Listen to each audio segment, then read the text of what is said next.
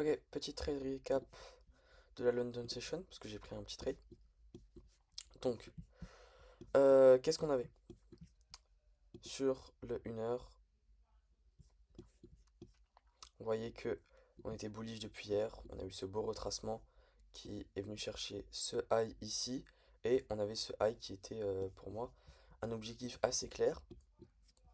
On tapait à l'ouverture dans cet énorme FVG de 1 heure.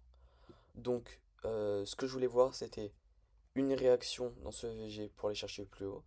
Et si il n'y avait pas de réaction, bah on irait aller chercher plus bas, mais je rentrerai pas. J'étais vraiment bullish. De plus, sur le 30 minutes, on ouvre avec un FVG ici. Donc, pour moi, il était clair que si on avait une réaction et qu'on voulait remonter, on irait presque forcément dans ce FVG, même si par la suite on pouvait être baissier, mais dans tous les cas, ce FVG pour moi aurait été pris. C'est parti, entrons. Donc, on voit ici qu'on descend bien dans ce gap de 1 heure. Ensuite, sur le 5 minutes, qu'est-ce que j'ai vu? On a ici ce FVG qui montre une belle réaction. Si on suit ensuite, voilà.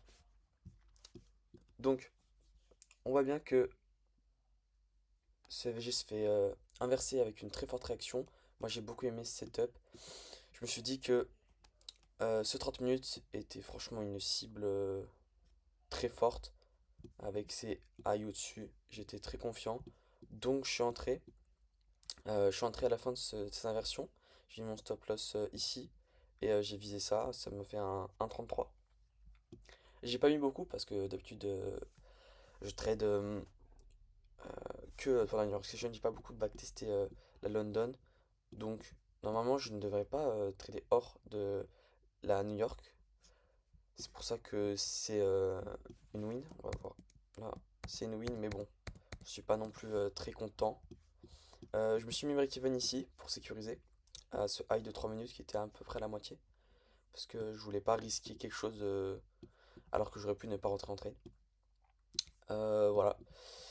Du coup, j'ai fait plus 88 dollars. Ce qui va me permettre, je pense, je vais continuer à trade cet après pendant la New York. Et je pense pouvoir même mettre euh, plus risqué que d'habitude. Parce que 88 dollars, bon, ça va juste m'aider à pas perdre beaucoup si je perds gros. Et peut-être gagner beaucoup pour passer cette évaluation. Là, sur l'évaluation, où est-ce qu'on peut voir ici?